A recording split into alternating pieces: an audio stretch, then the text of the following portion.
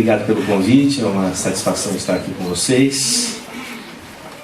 E vou falar sobre a glândula pineal, que fica no centro da tua cabeça.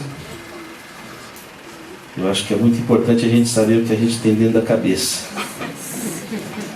o que justifica a nossa estada aqui.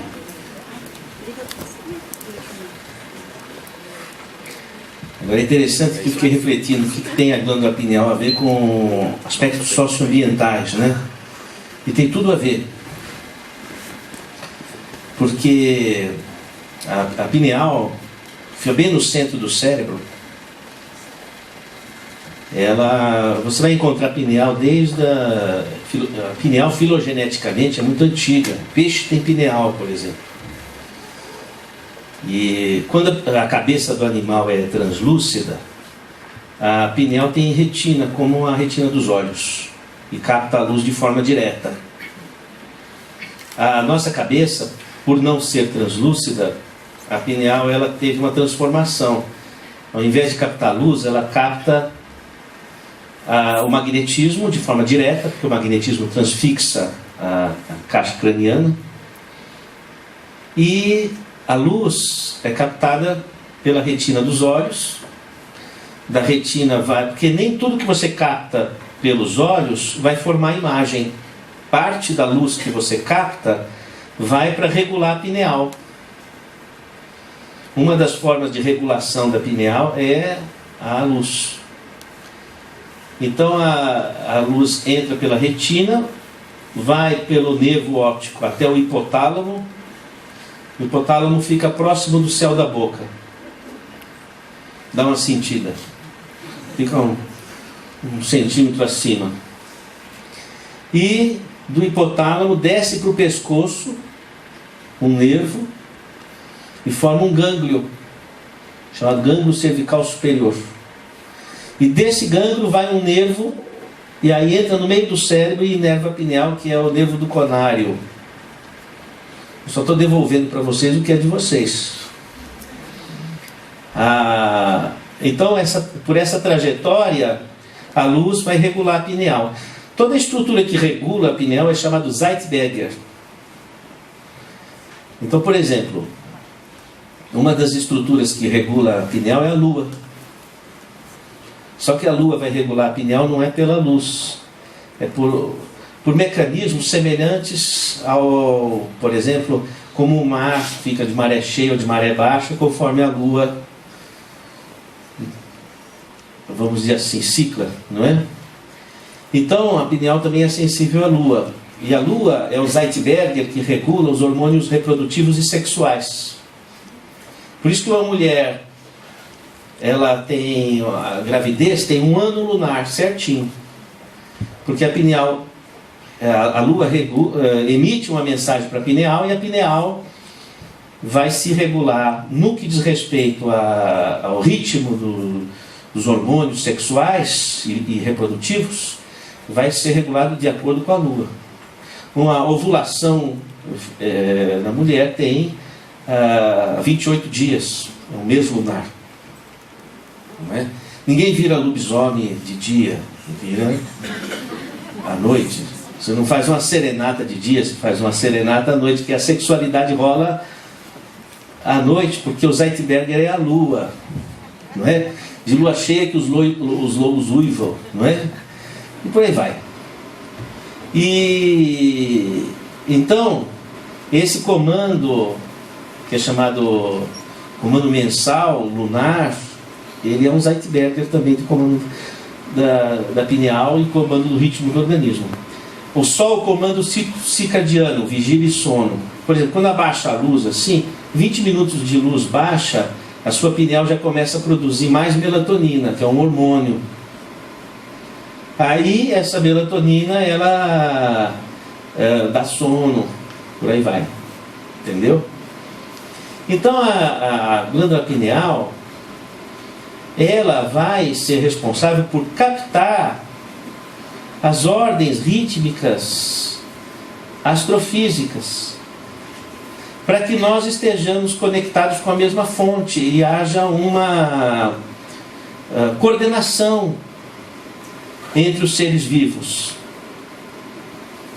Então, os nossos organismos, eles funcionam sincronizados a partir desses Zeitbergers.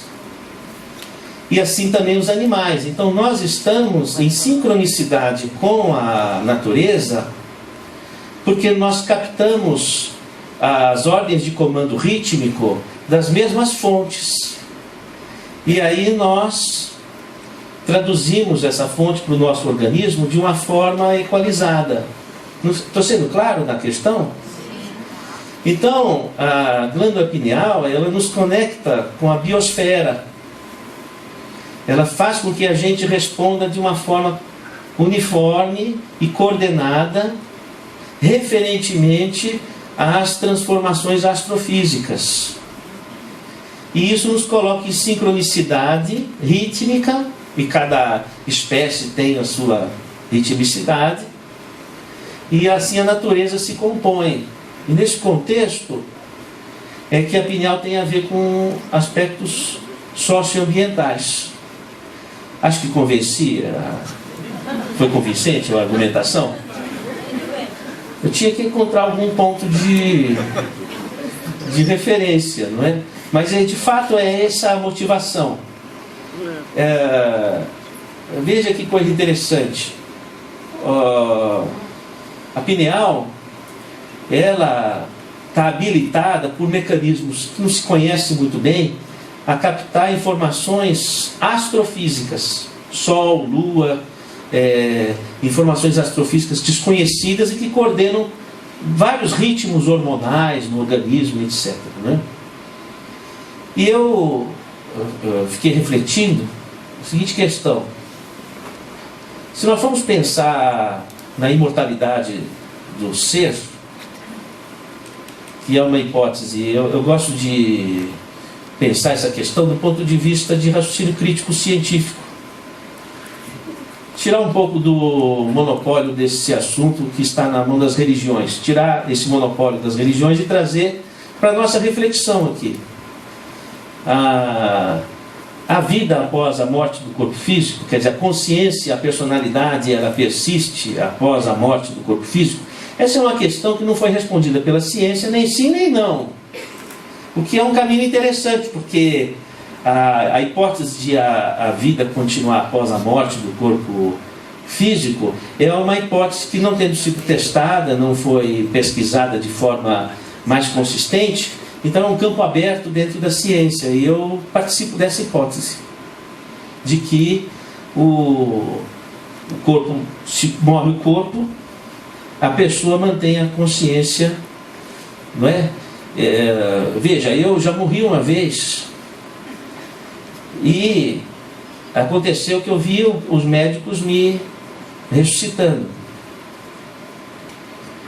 E então eu fiquei pensando, puxa, o que aconteceu comigo? Porque eu já trabalhei tanto tempo em UTI, e eu podia até fazer meu diagnóstico ali. Cefalopatia hipertensiva, nossa, eu preciso soltar líquidos o mais rápido possível. Pô, eu morri, caramba, será possível? Eu morri, nem escrevi meu livro, meus filhos tão pequenos, minhas crianças entrando no quarto, e aí eu falei para Deus, não, que isso, chorei. Não foi nem por fé, foi por desespero mesmo. E aí foi uma coisa engraçada, porque eu tinha consciência, apesar de olhar nos meus olhos, de estar que nem peixe morto, assim, já até passado. Então, foi aí que aconteceu uma coisa curiosa, porque eu não sei, parece que eu tive uma força e eu consegui fazer o que eu sabia que tinha que fazer, soltar líquidos. Então eu tive um vômito em jato e a minha pressão voltou ao normal e eu voltei por um tempinho, depois logo voltei a perder a consciência e já estava na UTI, não é? Inclusive eu fui internado na faculdade, no Hospital das Clínicas, da Faculdade de Medicina, que é a faculdade que eu dou aula. Então eu cheguei, mas cheguei anônimo, mesmo eu não sabia nem quem eu era. E logo quando eu pude responder alguma pergunta, o residente do hospital disse: vamos fazer o seu diagnóstico. O que aconteceu? Sei, eu caí. Perdeu a consciência? Eu falei, não perdi. Quer dizer, perdi. Não, deixa eu explicar melhor. O meu corpo perdeu. Mas eu estava vendo tudo. Esse cara está de gozação e tal, não sei o quê, né? Tal. E bateu as botas assim, saiu. Aí um senhor que é professor da faculdade, até foi meu professor, bateu no meu ombro assim e disse bem assim para mim: eu sei o que aconteceu com você. Você teve uma experiência de quase morte. Vou lhe dar um telefone de um médico, professor aqui da faculdade, que você precisa conversar com ele. E me deu o meu telefone para mim mesmo. E eu recebi muito folgado, falei, eu vou ligar. Não falei que era eu para não descredenciar as pesquisas. E como eu estava lá jogado no corredor do hospital, naquela... Não, moral da história, eu concluí que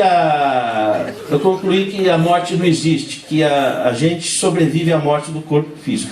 Se você quiser passar pela experiência para checar, esteja à vontade. Eu já passei pela minha, já estou satisfeito. Não é? E então, o que acontece é o seguinte: o René Descartes, já ouviu falar de René Descartes, né? 400 e tantos anos atrás, ele dizia o seguinte. Tem um livro que ele publica, L'Âme et le Corps, a alma e o corpo. Ele diz que a alma se liga ao corpo pela glândula pineal. Interessante a questão. Será mesmo que liga pela glândula pineal? Aí, valeria a pena você fazer uma reflexão. A glândula pineal é o único órgão do corpo que lida com a dimensão espaço-tempo. O tempo é uma dimensão do espaço, é a quarta dimensão. Não tem nenhuma, não é a tireoide, não é o ovário, não é o testículo, não são as adrenais. E a pineal é que é capaz de lidar com a dimensão tempo. É ela que... E o tempo é a quarta dimensão do espaço. O Albert Einstein provou isso. Então, a pineal é a glândula que lida com a quarta dimensão. Pô, já começou interessante, né? Porque se existe vida após a morte, ela está da terceira dimensão para lá. Seria a quarta dimensão, a dimensão holográfica, não é? E é interessante que a palavra tempo, ela vem do grego temenos.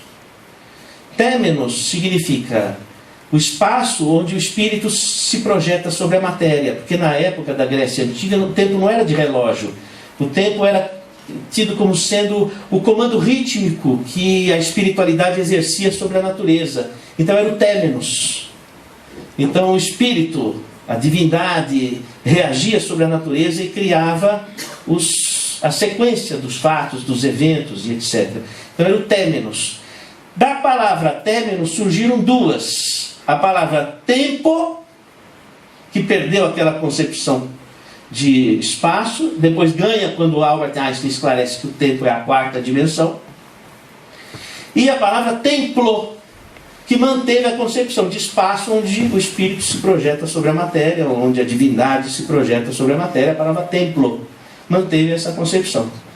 Se você hipotizar que a quarta dimensão já é a dimensão espiritual, aquela que Platão descreve no episódio de na República, quando a pessoa sai do corpo e durante o sono e descreve uma cidade, o espaço, a corporeidade do mundo espiritual. Se você considerar que a quarta dimensão, que é uma dimensão do espaço, a dimensão espaço-tempo, seria equivalente ao espaço descrito por Platão em A República, no episódio de quer dizer, o espaço espiritual onde a vida se continua, não é? Então o tempo retomaria a concepção do temenos grego.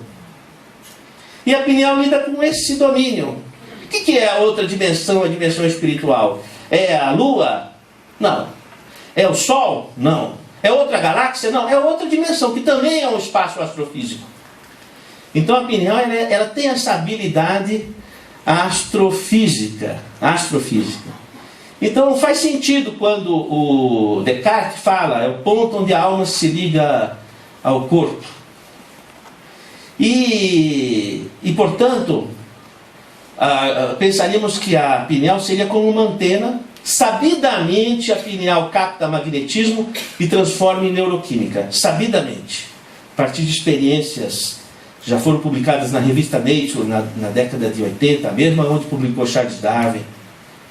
Então, sabidamente a pineal ela ela transforma esse magnetismo. E o magnetismo, ele registra informação. Então, através da onda magnética, você é capaz de passar informação emocional, informação intelectiva.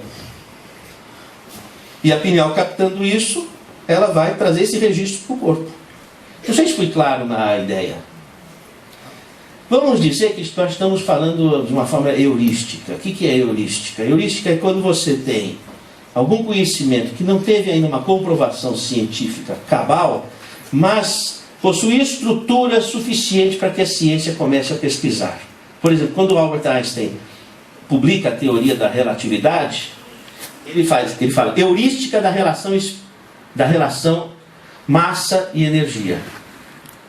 Por que heurística? Ele não tinha provado, mas as ideias que ele elaborou tinham uma estrutura tão sólida que a ciência poderia correr na pesquisa em torno daquela questão, e foi o que aconteceu. Então eu diria que esse raciocínio que eu estou colocando, ele é a heurística da relação espírito-matéria, o corpo-espírito, vamos dizer assim. Então, retomaríamos Machado de Assis, quando em Memórias Póstumas de Brás Cubas, ele vai dizer: a mente se debruça sobre o trapézio do cérebro. Quer dizer, não é o cérebro que gera a mente, mas a mente que ocupa o cérebro. Você comanda o seu cérebro. Olha, veja, se você fizer uma tomografia funcional, você vai poder observar que o que você pensa, o que você imagina, aumenta a circulação sanguínea nas áreas cerebrais pertinentes ao seu foco de pensamento. Por exemplo, você estava lembrando de alguma coisa, a área da memória hipocampal, a área da memória, aumenta a irrigação sanguínea naquela área, aumenta o consumo de oxigênio e de glicose, porque é a área que está sendo usada, onde se projeta a memória, onde ela extravasa. Então ali incrementa. Por exemplo, falando de uma forma metafórica, uma pessoa que gosta de falar mal da vida alheia, um fofoqueiro, uma fofoqueira, a área da fofoca no cérebro fica mais irrigada, cria músculo quase, porque ela está usando, a pessoa cada vez fica mais capaz de utilizar a sua língua ferina, não é? Então o que acontece? O que você usa na sua mente reforça no seu cérebro aquele padrão. Está claro a ideia? Então, o seu cérebro é um instrumento seu. Quando Machado de Assis fala, a mente se projeta sobre o trapézio do cérebro, é a mente, é a sua personalidade, é a sua intencionalidade que movimenta o teu cérebro. Daí, se você, por exemplo, está muito baixa autoestima, eu não sirvo, não dá, o que vai fazer? As áreas cerebrais que te levam à percepção dos seus aspectos limitadores, ela fica mais forte. Então a tua percepção de realidade, vamos dizer assim, que te leva a aspectos limitativos, fica reforçada. Aí você não encontra solução, não encontra saída. Se você pensar que aquela pedra no caminho, né, como dizia Drummond de Andrade, havia uma pedra no meio do caminho havia uma pedra. Mas essa pedra pode não ser um obstáculo, pode ser um degrau, e você sobe na pedra e enxerga mais além. Então, uma pessoa que enxerga o lado positivo daquilo que é difícil, daquilo que aparentemente é um obstáculo, ela vai estar reforçando no cérebro a abertura da circuitaria nervosa que te permite enxergar soluções e encontrar aspectos construtivos na realidade que vive. O cérebro fica esperto para abrir toda a circuitaria de percepção e você enxerga respostas onde antes você não enxergava. Bom, o que está acontecendo? Você está começando a assumir domínio do teu cérebro. Pensar, imaginar, provoca alteração no cérebro. Antigamente pensava-se que a imaginação era como uma realidade virtual, como uma imagem de um espelho destituído de representatividade física. Mas Alice atravessou o espelho. O pensamento, que é uma energia. Por que o pensamento é uma energia? Porque o pensamento, quando você pensa, se há consumo de glicose, se há movimentação microcirculatória no cérebro, então o pensamento movimenta a matéria. Toda força que desloca a matéria é energia. Então, fisicamente, o pensamento é concebido como energia. E essa energia é o produto da tua personalidade, da tua volição, da sua vontade. E essa vontade vai acionar no teu cérebro os circuitos de percepção que você está buscando. Muito importante saber o que a gente quer. Já Fernando Pessoa se preocupava com a questão. Dizia ele: nasci sem saber falar e vou morrer sem ter sabido o que dizer. Sou como uma abelha no campo sem flores. A gente precisa saber para o que a gente veio ao mundo.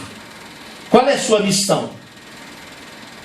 A sua missão é algo mais do que a sua obrigação, da construção da sua base de cidadania. Vai um pouco além disso. É o seu contributo para a humanidade. É aquilo que contribui para uma humanidade justa e fraterna. É o seu contributo para isso. É o algo mais que você realiza. Quando você encontra esse foco dentro da sua vocação e aptidão, você tem aquela euforia saudável de viver e o teu cérebro reage abrindo a circuitaria nervosa que te leva à percepção construtiva de toda a realidade que te cerca, ainda que essa realidade seja o desafio de uma pessoa difícil, de uma relação difícil, de uma doença, de um problema financeiro, de um problema interior, seja o que for. Então, você tem um domínio sobre a tua estrutura cerebral. E como é que isso aconteceria? Quer dizer, você emite uma ordem de comando para o corpo através de forças magnéticas. E o sensor responsável por isso seria a glândula pineal. E se tirar a pineal, o que acontece? Eu tenho vários pacientes que não têm pineal. Como tatu também não tem. Então, o que acontece? A pessoa, ela fica um pouco aérea. Falta um pouco de conexão com a biosfera. Eu falei que a pineal nos coloca em contato, né? Então parece que viajou Brasil-China várias vezes e perdeu aquele fuso horário, não é? A pessoa fica muito perceptiva, como se tivesse usado talvez um pouco de êxtase. Então, porque eu tinha uma paciente que ela usava êxtase, que eu desaconselho. E ela dizia para mim assim: doutor, foi demais. Preciso te explicar. Doutor, o senhor não vai acreditar em mim. Não é? Eu danço e a banda me obedece. O senhor precisa de ver o que foi aquela rave. Eu danço e a banda me obedece. Não é possível. Não. Eu tenho como princípio primeiro acreditar nos meus pacientes. Quando eu era estudante, meus amigos falavam que eu acreditava nos loucos e eu não perdia mania ainda. Eu falei: puxa, deve ser verdade o que ela está falando. Como que isso poderia ser uma verdade? Né? Muito simples. Ela tomou o êxtase e saiu do corpo. Bom, quando ela saiu do corpo, ela entrou na dimensão fractal. Ela não estava na nossa dimensão aqui, ela estava já numa dimensão quase do mundo espiritual.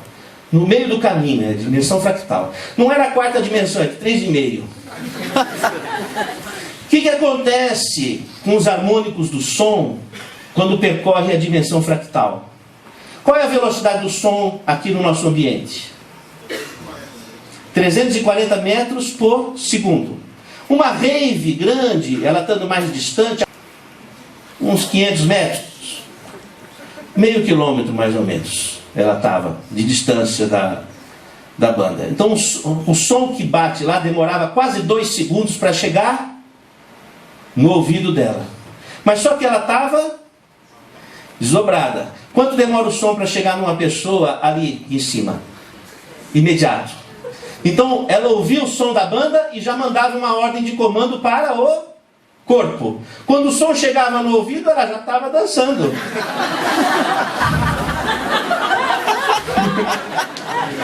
Qual era a sensação dela? Pô, eu estou dançando, a banda comanda. Eu comando a banda? E ela falou: foi bárbaro aquilo, não é?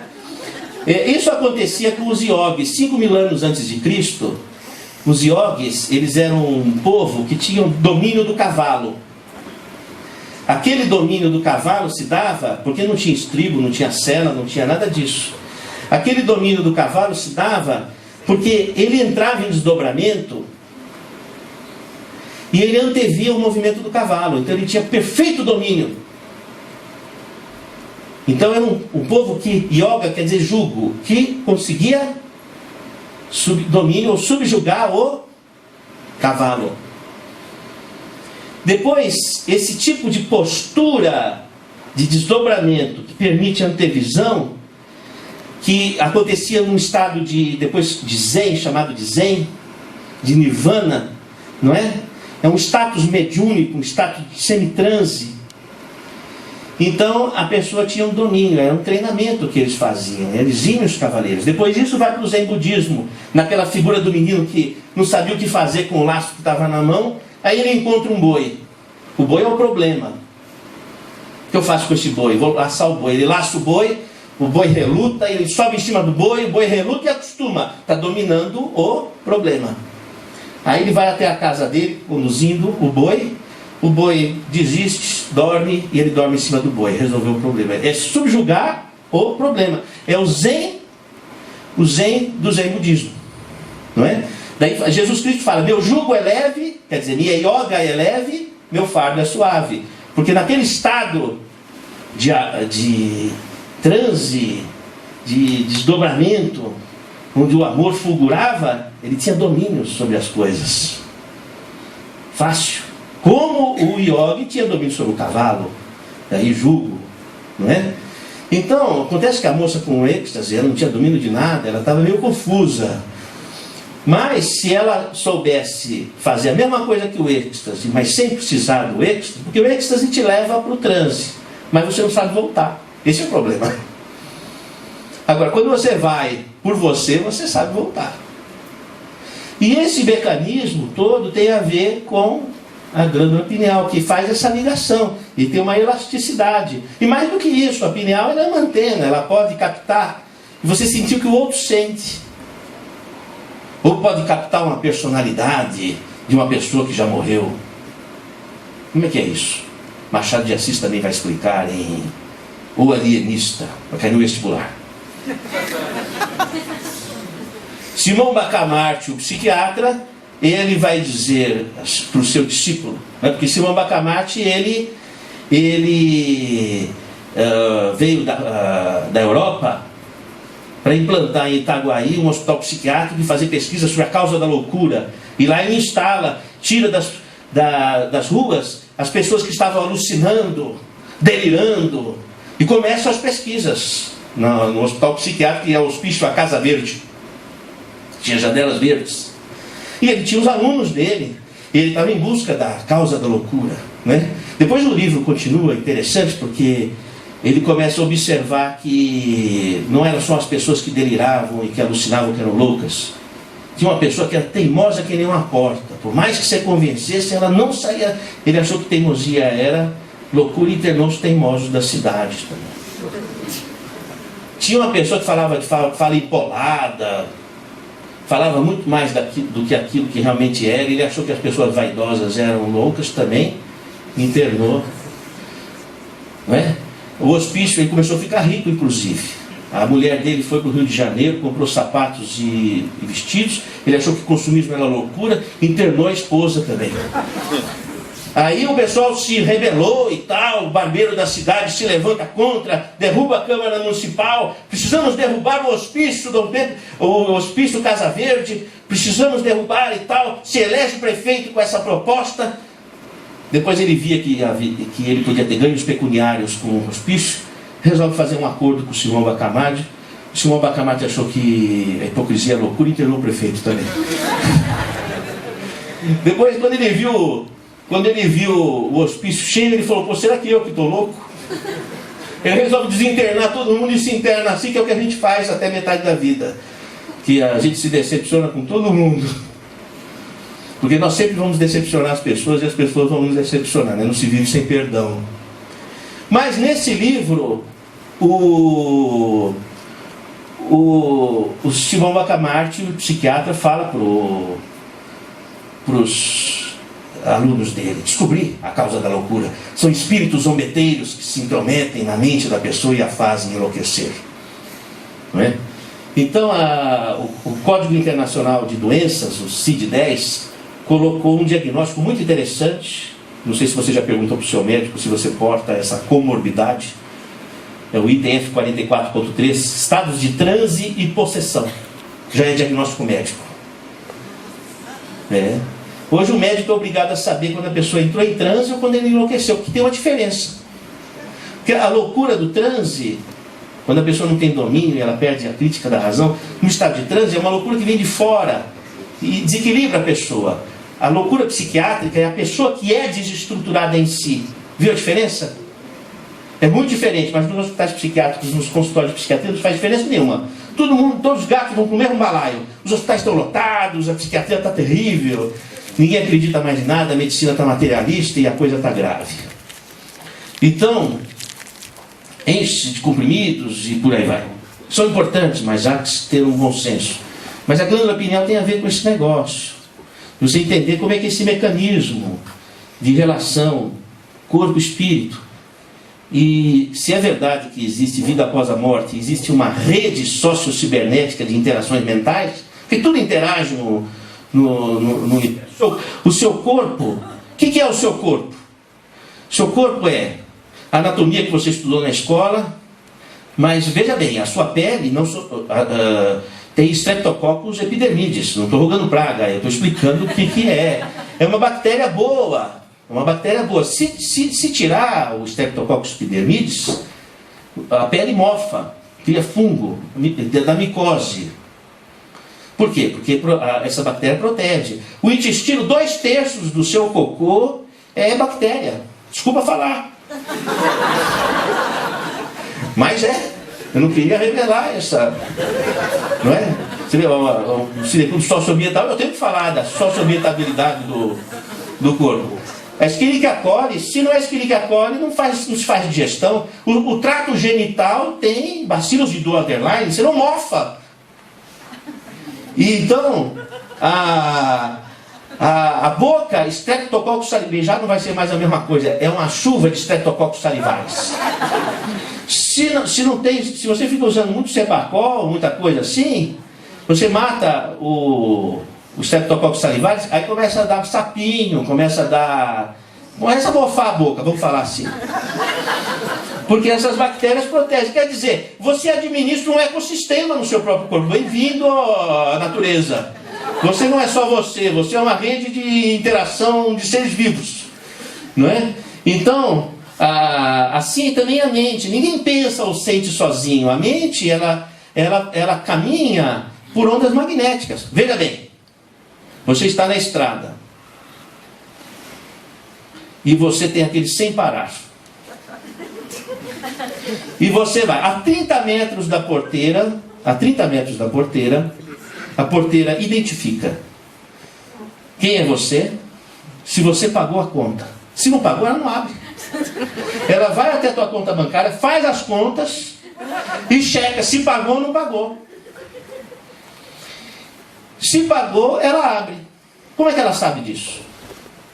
Pelas ondas magnéticas. Ó, veja bem, se uma porteira pega informação por onda magnética,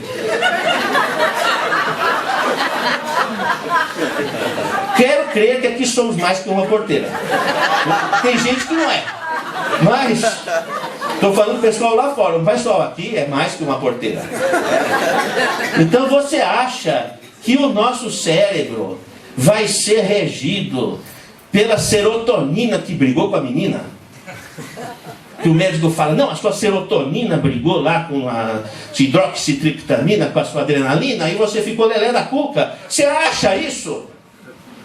Ora, veja, mais inteligência. Se a porteira registra informação por onda magnética, o seu cérebro está no computador quântico para lá. Então você pensou, você fez conexão. Com além e com a quem. É lógico, só falta você perceber isso. Quer ver uma questão curiosa? Quantos tipos de órgãos do sentido a medicina reconhece? Sim. Quantos? Sim. Isso, 23. Segundo os registros dos livros de histologia. Você não usa seus 23 órgãos dos sentidos conhecidos? Lógico que usa, você só não tem consciência disso. Nós temos muito a descobrir sobre o nosso universo perceptivo. Por exemplo, seu pé está dentro do sapato. Só que você não tinha percebido isso até eu ter falado. Quer dizer, a informação você está captando, mas a sua atenção não estando voltada para aquilo, você não percebe. Então, muita coisa você capta e não percebe. Aí vem aquele choro que não sabe que se chora, aquela tristeza que não sabe de onde vem a tristeza, aquela briga que não sabe de onde surgiu, aquela persecutoriedade, aquele pensamento intrusivo, não sabe de onde veio. Como não sabe? A nossa mente, olha, lembra da porta, cria volume. Porque há uma somação de ondas. Então, que nós amplificamos aquilo que focalizamos dentro de nós. Se você focaliza o seu potencial, a sua capacidade, a sua ligação com Deus, a sua força maior, você vai entrar em conexão com esse tipo de magnetismo.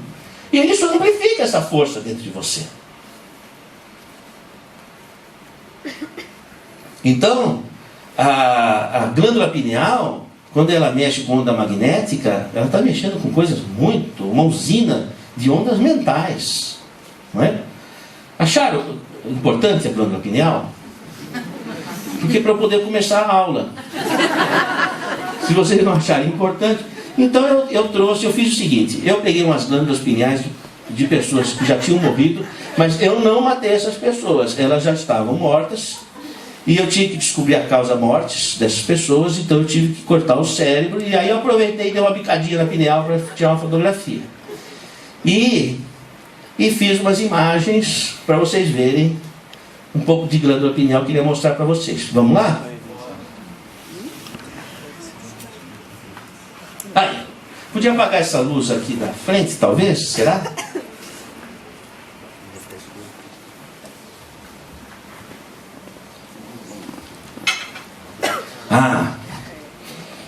Eila.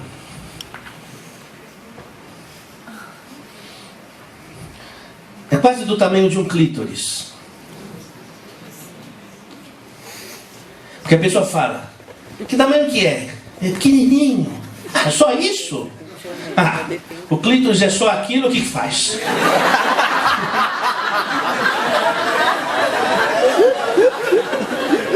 Não, eu tenho que defender o tamanho da glândula pineal.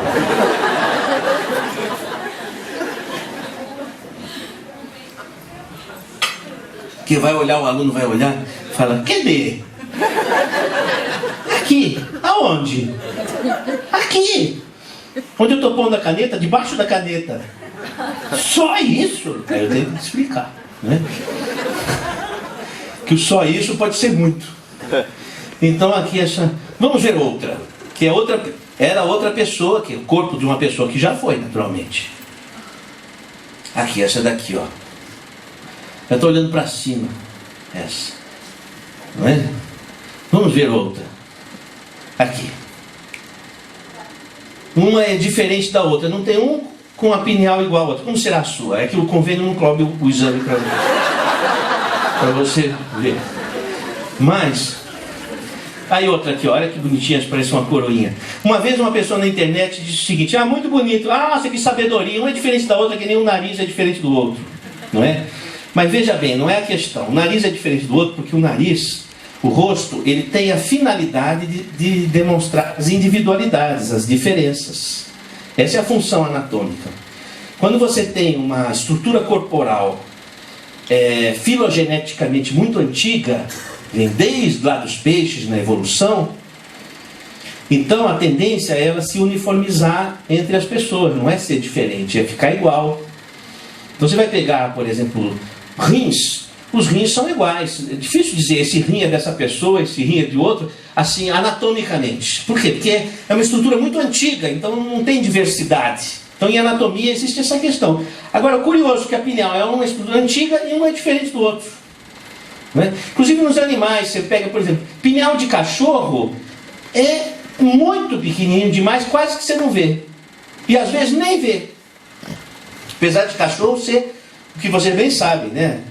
O cachorro, ele antecipa a vinda do dono, ele tem aquelas intuições, a pineal dele é hiperativa, não é? Então não é bem a questão do tamanho, é a questão mesmo, a questão do magnetismo, né? Às vezes, quando menor o aparelho, mais sensível ele é. Então não tem a ver com o tamanho. Mas a gente vê formas diferentes, porque tem a ver com a individualidade também, que se projeta ali na construção anatômica, não é? Vamos para o próximo, por favor? Ali, outra pineal aqui. Fica bem no meio do cérebro. Vamos ao outro. A outra aqui. Vamos ao outro. Essa daqui, ó. Parece um sapinho, né? Outra. Olha essa aqui. Como será a sua, né? Olha lá. Estou curioso. Vamos para outra, por gentileza. Aqui, ó. Essa aqui é exemplar. Olha que pineal exemplar. Nossa. Maravilha. Pineal maravilhosa. Outro. Essa. Outro. Bom, você deve ter uma tomografia cerebral, alguém deve ter uma tomografia do cérebro. Tomografia é legal para a gente estudar um aspecto da pineal, que é essa pinta branca aqui, são os cristais de apatita na pineal. Então tem gente que tem muito desse cristal. Vamos ao próximo, por gentileza. Ali, ó. Próximo. Pronto. Cortei uma pineal no meio e pus no microscópio eletrônico. Aumenta lá as milhares de vezes. Não é? E percebi o seguinte, olha que interessante. Ela tem umas estruturas, parece um choquito. Ela tem um crocante. Não é? Está vendo esse crocante? Vamos ao próximo, por favor. Olha lá. São bolinhas. Colocando na microanálise, são cristais de apatita. Aí eu pensei assim, engraçado, né? A pessoa costuma dizer assim, não tem bola de cristal na cabeça? Tem bola de cristal na cabeça. Se você pensava, tem. Olha que belezinha. Esses são cristais da pineal, todo mundo tem. Tem gente que tem mais. Isso dá uma característica diferente. Quem tem menos tem mais desdobramento, saída fora do corpo. Quem tem mais cristal puxa mais para si, aquele que recebe o espírito. Entendeu? Aquele que tem menos tem uma tendência mais dominante de sair fora do corpo, fazer mais viagem astral. Vamos para o próximo, por gentileza? Olha lá. Descascando o cristal, ele tem a forma, na verdade, ele tem a forma de amoras ou das circunvoluções cerebrais. Próximo, por gentileza. Aí, ó. Então, antigamente se pensava que a pineal na puberdade ela se calcificava e perdia a função. Mas as micrografias mostram que na verdade não ocorre um calcinático da glândula com perda de função, como se fosse uma pedra de rim. Mas a construção de estruturas de forma organizada, inclusive em alvéolos, semelhante aos dentes, que também tem apatita. O esmalte dentário também é apatita. E também forma alvéolos, como os dentes. Você não vai dizer que a boca da pessoa calcifica. Que bela criança formando os dentinhos, a boca já está calcificando. Você não fala assim, porque na verdade é uma calcificação funcional. Talvez o melhor nome fosse biomineralização. Não é? Biomineralização. Talvez o melhor nome fosse esse. Vamos ao próximo, por gentileza. Aí, se você fratura um cristal, você vê que ele é formado por lamelas concêntricas. Ó, fraturando aqui a tampinha, caiu um pedacinho aqui, né? Que é o complemento. Então, esse cristal é formado por lamelas. Vamos ao próximo. Fazendo um raio-x, lamelas concêntricas. Não parece um tronco de árvore? Toda a estrutura da natureza que recebe o comando rítmico do Sol tem essa forma. Como é que uma árvore desenvolve? Não é através da fotossíntese que vem pelo Sol? Então é a mesma coisa. A pineal não capta a luz do Sol através da retina, e essas estruturas vão formar igual a madeira. Então a idade da árvore você não sabe pela essa por essas circunvoluções, a idade da pessoa também. Então essa aqui é uma pessoa jovem. Vamos ao próximo.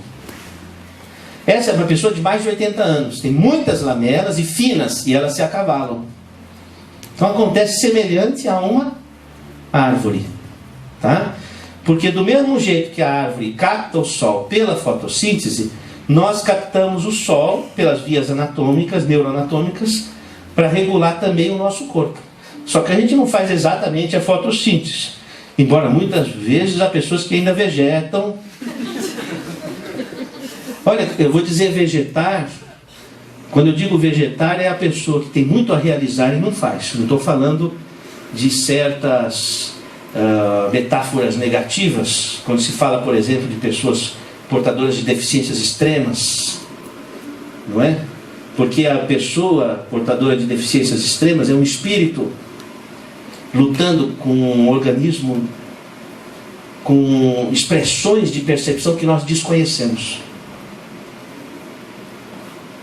Então aquela pessoa que ela está ali com aquela tetraplegia, tetraparesia, cego, surdo, deitado, aquele chamado PC, paralisia cerebral, com deficiência mental, tudo aquilo ali, um dia a humanidade vai conhecer o que ele está percebendo, o que ele está pensando, com que luneta ele está vendo o universo que nós não estamos vendo.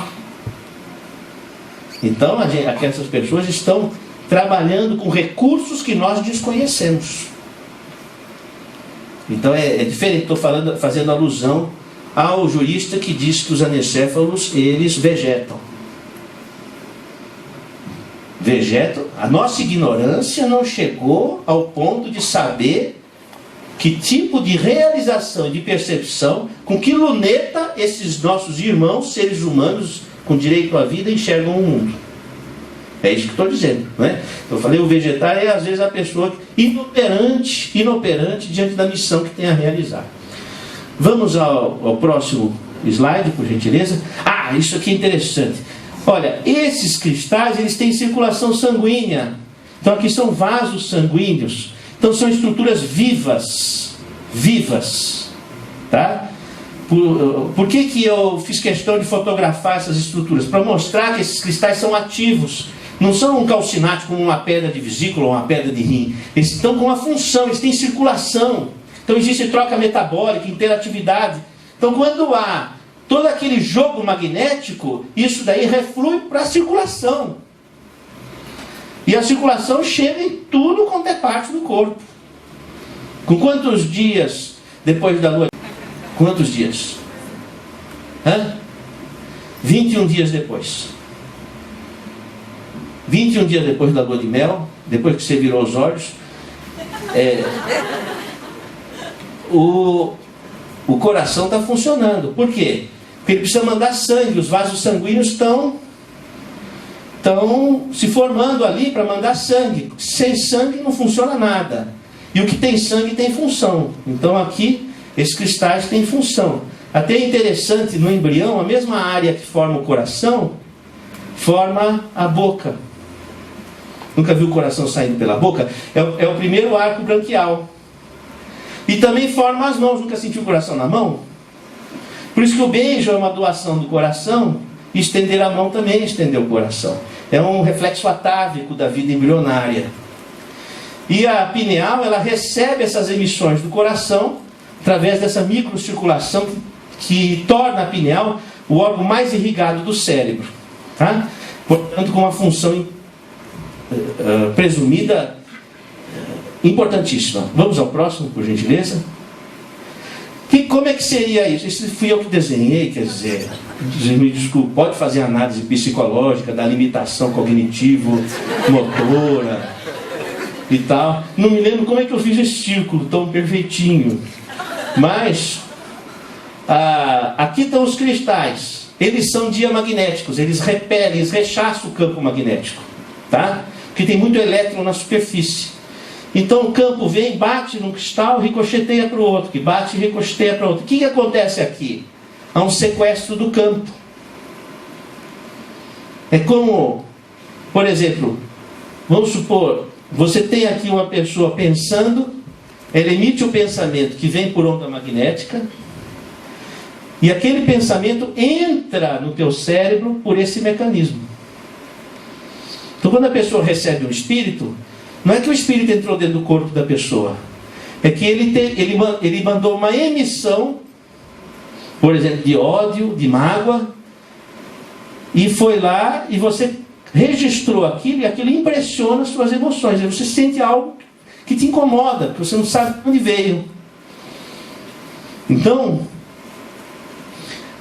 é como o radialista, ele não está dentro do rádio. Ele capta, é como se tivesse, mas ele não está, ele capta a onda. Então a pineal funciona como uma antena que sequestra esse campo. Então a incorporação do espírito se dá por esse mecanismo. O único momento onde o espírito está dentro do corpo é na gravidez.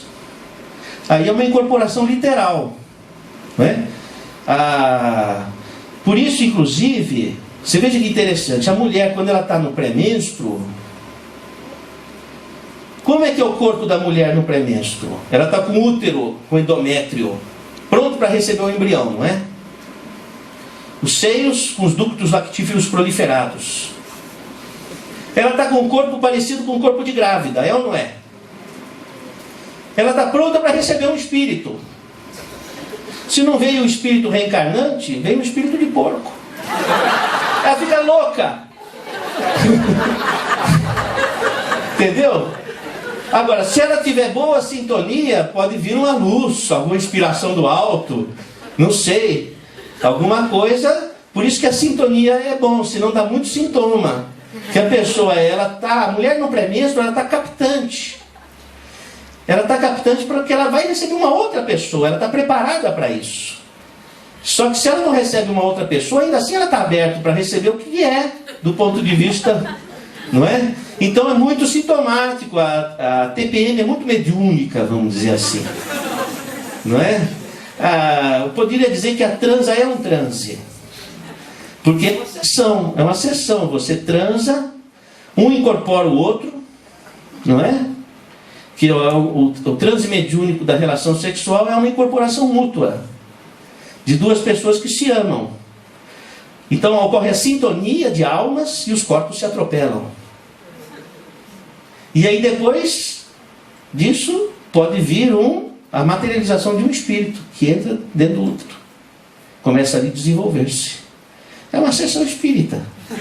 Eu não quero estragar o prazer de vocês, mas depois pensa nisso. Não, aí é melhor nós resgatarmos Fernando Pessoa novamente, quando em Alberto Caeiro ele vai dizer assim: quem pensa está doente dos olhos, a vida não foi feita para pensarmos nela, mas para estarmos de acordo. Né? Vamos ao próximo, por gentileza. Bom, o que acontece? Quando a pineal capta, ela vai mandar aquela emissão, pois ela captou uma onda de mágoa, a pessoa tem amargura, ela capta a mágoa, que é afinidade. Aí aquilo pode impregnar o lobo frontal, ela começa a ter ideias, começa a delirar, porque quando a pessoa tem mágoa, ela desconfia de quem ela está magoada. A mágoa gera desconfiança. É uma sequência assim. Se você não ocupa o espaço que você tem que ocupar, realizando o que você tem que realizar, entendeu? Então você fica com baixa autoestima, porque você não está realizando a tua missão. Aí começa a abrir espaço para a mágoa. Você vai cobrar do outro, que o outro realize aquilo que você gostaria que ele realizasse. Você projeta. Aí aquela mágoa gera desconfiança. Aí pronto, aí criou, não é? Então o lobo frontal fica impregnado de ideias negativas. Bom, se a pineal capta e, ao contrário disso, vier para o hipotálamo, a pessoa pode ter alteração das áreas de comportamento que transitam pelo hipotálamo. Do sono, a fome, a sexualidade, a agressividade, a autoagressividade. Ou pode ter um descontrole dos hormônios, ou um descontrole autonômico. Então, que veio por uma interferência externa, uma interferência espiritual, provocando uma reação no cérebro que se reflete no organismo com desordens que o médico tem dificuldade de diagnosticar e de medicar. O psicólogo tem dificuldade de encontrar a raiz da questão, porque falta o entendimento desse outro sistema que é o sistema espiritual, esse metasistema que se articula com o sistema biopsicossocial. Vamos ao próximo, por gentileza. Aí, ó. Quem é a pessoa? É o corpo ou aquele que saiu do corpo? Não é? Então, essa é uma grande questão da ciência. Vamos ao próximo, por gentileza. Passando mais um. Outro. Outro. Aqui, ó. A pineal capta e aí vai para o hipotálamo e afeta esse quadrilátero psicobiofísico. Fome, sexualidade, agressividade ou sono. A pessoa começa a ter as bulimias nervosas, ou alimenta-se pelo que não precisa, a sexualidade com distúrbio. Não estou falando homossexualidade ou heterossexualidade, estou falando desencontros do entendimento sexual. O sono, insônia, a hipersonia, a agressividade, a depressão, a alta agressividade, o suicídio. Tem um suicídio a cada 10 minutos. Enquanto nós estamos conversando aqui, né, já houve pelo menos 6 suicídios. Então é uma coisa muito grave. E a pessoa, quando eu já salvei vários suicídios, a pessoa relata que primeiro ela começou a ouvir vozes, dizendo o que ela tinha que fazer. Depois ela começou a ver tudo escuro. Depois aquelas vozes ficaram irresistíveis e ela começou a assumir o comando daquela voz. E aí ela comete o ato. Então tem uma coisa espiritual. Esse negócio não é só para ser resolvido no comprimido. Sabe? Nós temos que pensar nessas coisas. Vamos para o outro, por gentileza. Acabou. Tem mais? Não? Tá. Bom, gente, eu me coloco à disposição para a gente conversar sobre o assunto, se vocês tiverem interesse na questão. Não é?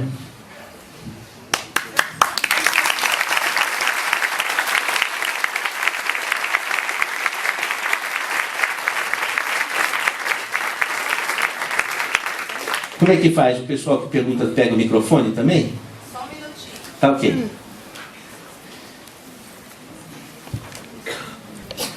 Quando eu era criança, a minha mãe me levava no orfanato, onde eram meus aniversários. E eu convivia com crianças muito sofridas. Tinha criança que tinha sido achada na lata do lixo. Então aquilo lá, olhar naqueles olhos, me impressionava. Quando eu era adolescente, eu trabalhava com mendigos de rua. Todo final de semana eu ia para debaixo da ponte, na 23 de maio, e recolhia 40 mendigos. Então eu ajudava no banho, tirar as muquiranas, fazia a sopa. Depois, para colocar aquele pessoal em ordem, eu fazia uma prece. Eu rezava um Pai Nosso, porque era da cultura. E eu rezava um Pai Nosso. E eles me respeitavam quando eu rezava o Pai Nosso. Comecei a descobrir que o espiritual tinha uma força. Porque como é que eu conseguia colocar 40 mendigos em ordem ali? Para poder dormir. Para poder tomar banho. E aquela descoberta foi uma coisa extraordinária. E eu trabalhava com um carcereiro da prisão. Ele me dizia assim, ó, cuidado que esse pessoal é perigoso.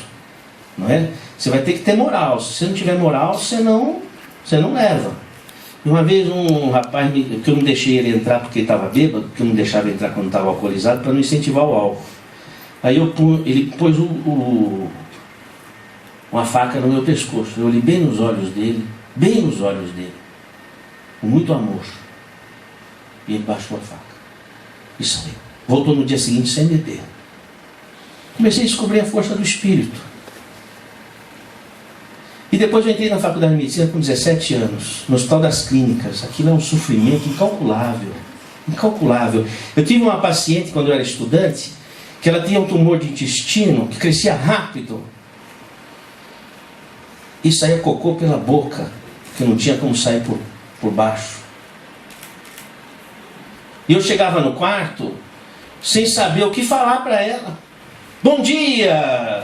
Chamava-se Yoko. Bom dia, Yoko!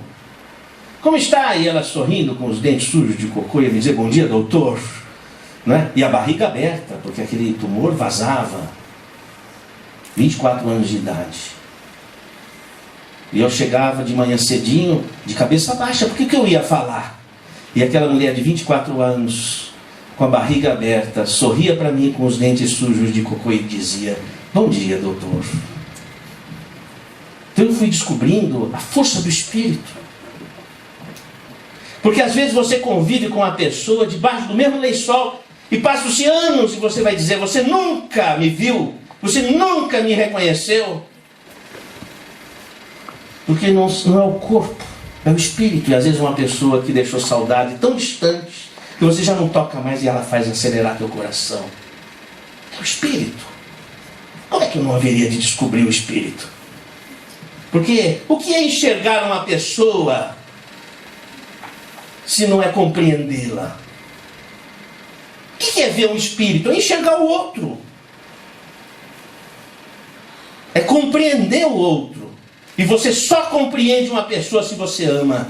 E o amor é uma força do Espírito? Ou vai dizer que é o desequilíbrio de sódio e potássio? Por esses caminhos a gente vai descobrindo. Mas eu ainda estou tentando enxergar as pessoas. Ainda estou tentando enxergar o que está por trás da matéria, o que está por trás do olhar.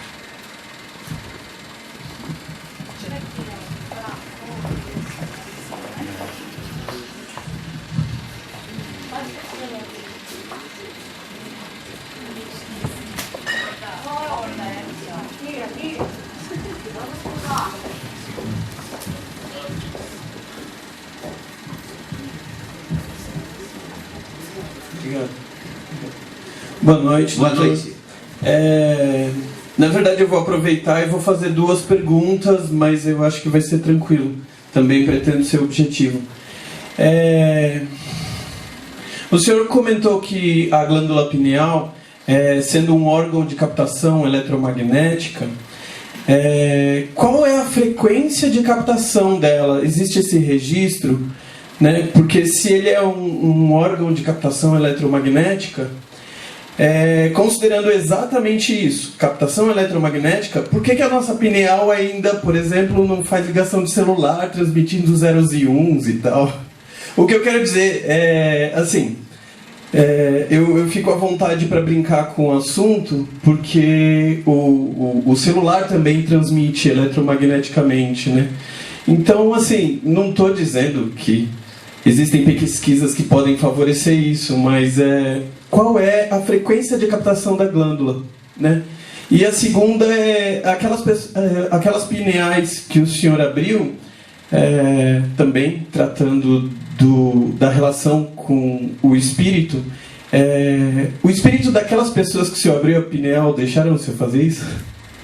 São brincadeiras, mas me interessam. Obrigado. Interessante a sua pergunta. É o seguinte: a respeito dos estudos frequenciais de captação da pineal, esses representam um assunto complexo que eu não domino. Até porque existem certos limites de compreensão da ciência nesse aspecto. Mas eu posso dizer para você, por exemplo, que 300 lux de luz branca, e luz é uma força eletromagnética, não é? Ela é antidepressiva, ela inibe a produção de melatonina da pineal. Então, no que diz respeito à luz, existem estudos sendo feitos com fototerapia, que não é exatamente aquilo que se chama cromoterapia do ponto de vista esotérico. É fototerapia. Pela intensidade e frequência luminosa, você inibir ou excitar a pineal e isso contrarregular os ritmos biológicos. Então, essa é uma frente de pesquisa que vem sendo feita para tratamento de doenças psiquiátricas e doenças hormonais, que ainda é incipiente, ainda está nos laboratórios, vamos dizer assim.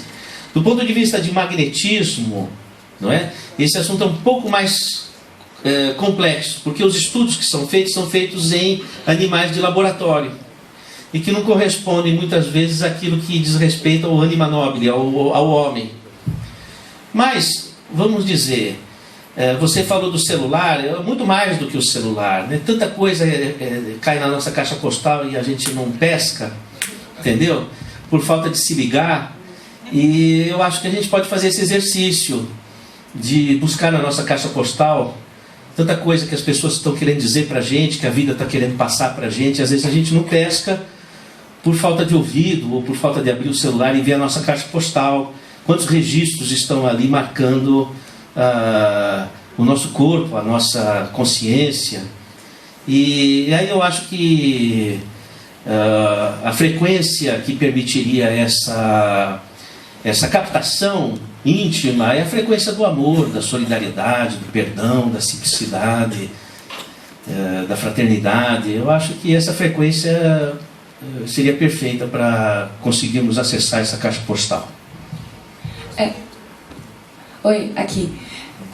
Depois de ouvir você falar, assim, e também muito pela pergunta do colega, eu fiquei pensando um pouco numa situação que a gente se coloca meio vulnerável, assim, a gente fica recebendo esses estímulos e se você for um pouco mais sensível, você acaba se relacionando com ele e todas as respostas que você vai dar a partir desses estímulos que você recebeu. E eu fico me perguntando um pouco como é que a gente se relaciona com isso. É uma situação passiva ou a gente tem que ter uma consciência disso e a partir da consciência disso se relacionar com isso? É um pouco assim, que me preocupa talvez um pouco assim, tudo isso que a gente está sendo exposto, sabe? Boa pergunta. Eu vou antes responder a segunda pergunta do colega, que é o seguinte, por um acaso, eu estava dissecando um cadáver e havia comigo um amigo que morava no interior, estava fazendo estágio em São Paulo. E ele me contou uma história curiosa.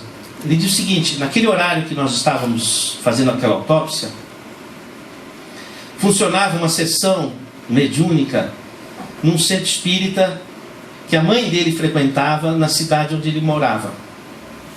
E que havia uma manifestação que coincidia com a hora da autópsia. Muito estranha, que a mãe ligou para ele perguntando o que estava acontecendo, porque manifestou-se uma personalidade que dizia o seguinte, mais ou menos nesses termos: o que estão fazendo conosco? O que é isso? Por que estão abrindo os nossos corpos? E aí, essa personalidade olha e diz assim: mas interessante, e aquela luz que está vindo irresistível, não é? Duas pessoas chegando muito sérias, e aquilo apaziguou o espírito. E naquele apaziguamento ele entrou numa sintonia favorável, e ele enxerga um túnel de luz e ele sai. E aí ele manifesta, hipoteticamente, nessa sessão. O que se entendeu é o seguinte: como eu estava com uma postura de muita seriedade e respeito para com aquele cadáver, e de profundo agradecimento pela possibilidade que ele estava dando da medicina progredir e beneficiar a humanidade, e então aquilo criou uma psicosfera, e era sincero a minha posição, então aquilo criou uma psicosfera favorável. E isso é uma questão que eu sempre fiz questão de fazer. Num hospital ou num centro de verificação de óbito, é aquele respeito, aquele amor, aquela seriedade, e aquele espírito de colaboração, de humanidade, e isso daí gera uma energia que, via de regra, abre caminhos para possibilidades, como foi o caso dos registros dessas pineais. Eu tenho certeza que quando eu desencarnar, as duas primeiras pessoas que eu vou abraçar foram aqueles que contribuíram para essa pesquisa nos cérebros que avaliei. A respeito da amiga, veja bem, a mediunidade ela é como uma árvore.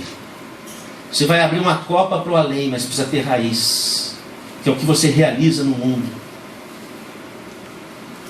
O primeiro espírito que você precisa receber é você mesmo. Você precisa ocupar o seu espaço da sua missão, daquilo que você tem que fazer. Se você ocupa o seu espaço, nada ocupa esse espaço. Agora, se você não ocupa o seu espaço, não domina as suas faculdades, não domina, não caminha onde você tem que caminhar, não resolve o que você tem que resolver, o espaço fica aberto para o alheio. Aí você fica vulnerável. Qual é Um pouco a âncora, a glândula pineal vem agora, diante de um pouco tempo, firmar essa âncora. Eu apenas queria saber, doutor, pessoalmente agora, onde eu posso vir pesquisar mais no sentido de veracidade, já que eu puxo na internet e o que temos aí é frequências, eu trabalho com som, física e tudo mais, frequências 600 menos de 1K e tudo mais, frequências sonoras que podemos ativar ou não, onde nesse meio científico acadêmico o senhor pode aí deixar um pouco para a gente ir mais além. Obrigado e parabéns mais uma vez. Vocês sabem que a física, já que você falou da física, começou a se interessar pela vida a partir do movimento hippie. Foi o movimento hippie que arremessou a física para a pesquisa sobre a vida. Porque na época havia a televisão e houve a Guerra do Vietnã. E a Guerra do Vietnã entrou nos lares das pessoas. Então começou a haver uma noção de realidade do que representava a guerra. Então começou a haver uma repulsão à violência. Então houve as deserções, e muito das deserções da Guerra do Vietnã vieram do movimento hippie. E houve vários estudantes das universidades na área de física que fizeram parte desse movimento hippie. E acontece o seguinte, a maior parte do orçamento da pesquisa na área da ciência é para fazer armas. Por isso que fatalmente vai haver guerras. Porque se faz armas, o maior orçamento da ciência é para fazer arma. Então, uma universidade que tem o seu maior orçamento para fazer armas vai descobrir a vida como? Porque você só vai descobrir a vida se você fizer pesquisa para a vida. Então, Schrödinger, que ganhou o Prêmio Nobel de Física, foi um dos primeiros físicos que surgiu do movimento hippie, que começou a usar a física não para a guerra, mas para pesquisar a vida. Então você vai ter o que é a vida do Schrödinger, por exemplo, que acaba ganhando o Prêmio Nobel. Você vai ter aí toda uma linha de trabalho, por exemplo, o Amit Goswami, com pesquisa de vida após a morte. Aí você vai ter laboratórios curiosíssimos nos Estados Unidos, como o do Gary Schwartz, da Universidade do Arizona, laboratório de pesquisa sobre vida após a morte, através dos estudos da mediunidade e da comunicação com aparelhos, com grants do governo americano. Você tem as pesquisas do Ian Stevenson sobre reencarnação na Universidade de Virgínia. E você começa a ter, hoje, as 50 maiores e melhores faculdades de medicina nos Estados Unidos já tem no curso de graduação e pós-graduação a disciplina Medicina e Espiritualidade.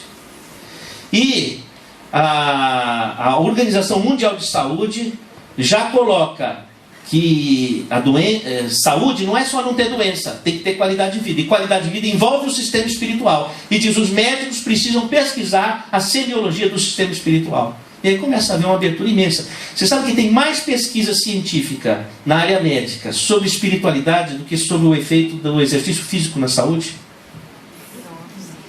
Pega o PubMed, faz um Medicine and Spirituality. Tem batalhões de pesquisa sobre o assunto. Só que não sai no Jornal Nacional, não sai no Faustão, não sai na Novela Globo, nem sai em nenhuma rave. Então, você não fica sabendo. Então, e acontece que existe uma conspiração do silêncio na nossa universidade que é corporativa, né? 5, 6 pessoas decidem o que é a verdade. Pronto. Entendeu? E ninguém aprende nada, fica todo mundo ali fechado naquele circuito, psicologia do ratinho, entendeu? E por aí vai, não é?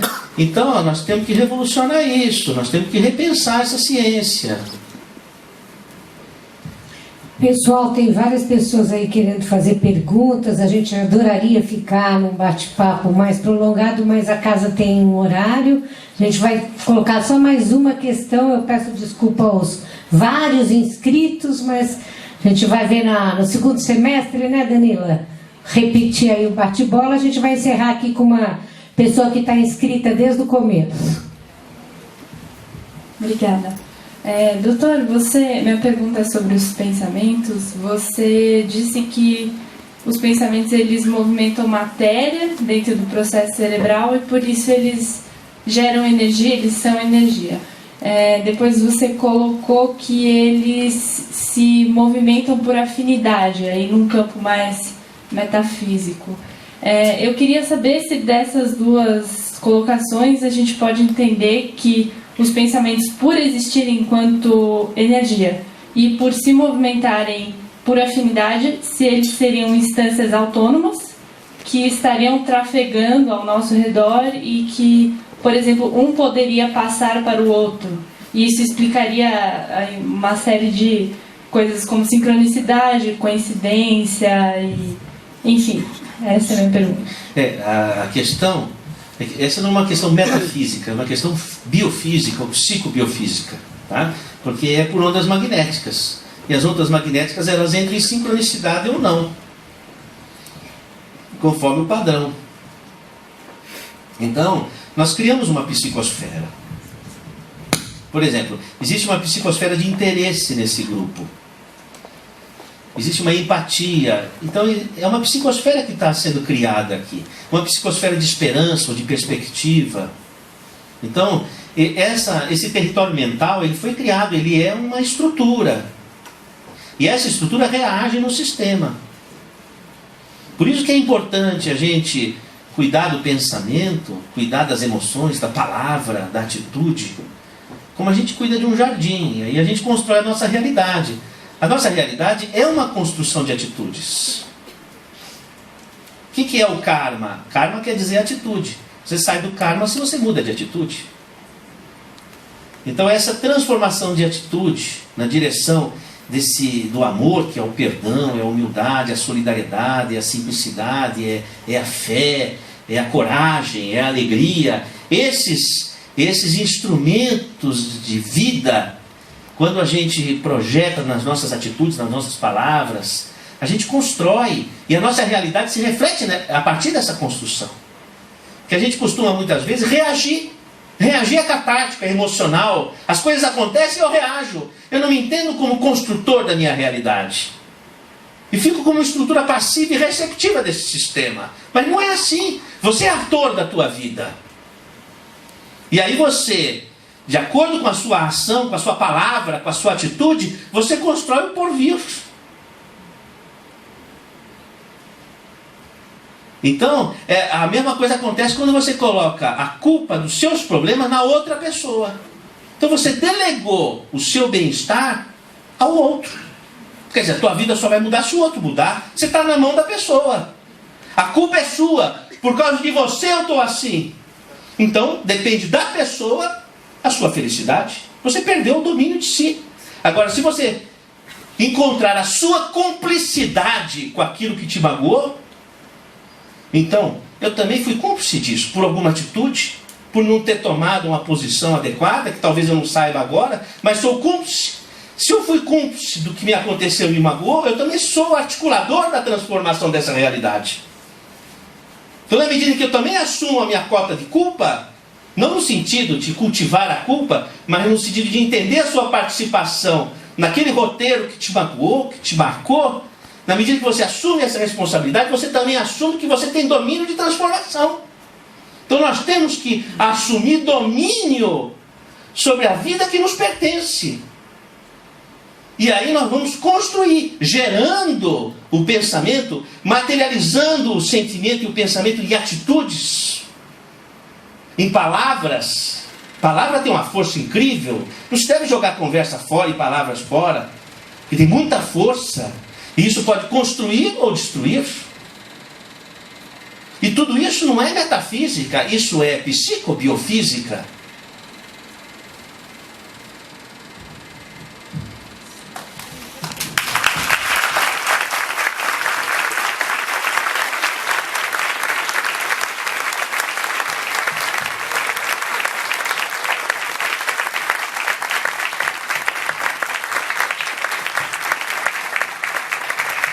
Olha, eu tenho um programa de rádio que eu chama Conexão Pineal. É um programa de rádio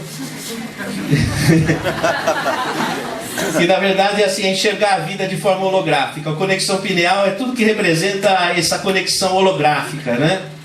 É 1450 AM nas terças-feiras às 13 horas, ou pela internet, radioboanova.com.br, procura Dr. Sérgio Felipe ou Conexão Pineal. E aí tem uma sessão de perguntas dos ouvintes e tal, e a gente pode estar se comunicando pelo rádio, que eu acho bem legal.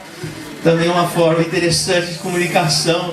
de povoar aí de boas vibrações o nosso espaço físico, né? Olha, eu sou muito grato à receptividade sobre esse assunto, eu fico muito feliz, porque sejam as universidades, sejam as empresas, nós estamos muito carentes de uma reflexão para uma nova atitude, muito carentes. E quando eu vejo pessoas aqui numa quinta-feira à noite dispostos a ouvir esses assuntos, eu enxergo pessoas transformadoras. Porque errar porque a gente não conhece é perdoável. Mas agora eu jogo para vocês: saber e não fazer não se desculpa. Tá bom? Obrigada pelo certo, obrigada pela presença de todo mundo. Venham para as concessões. Boa noite.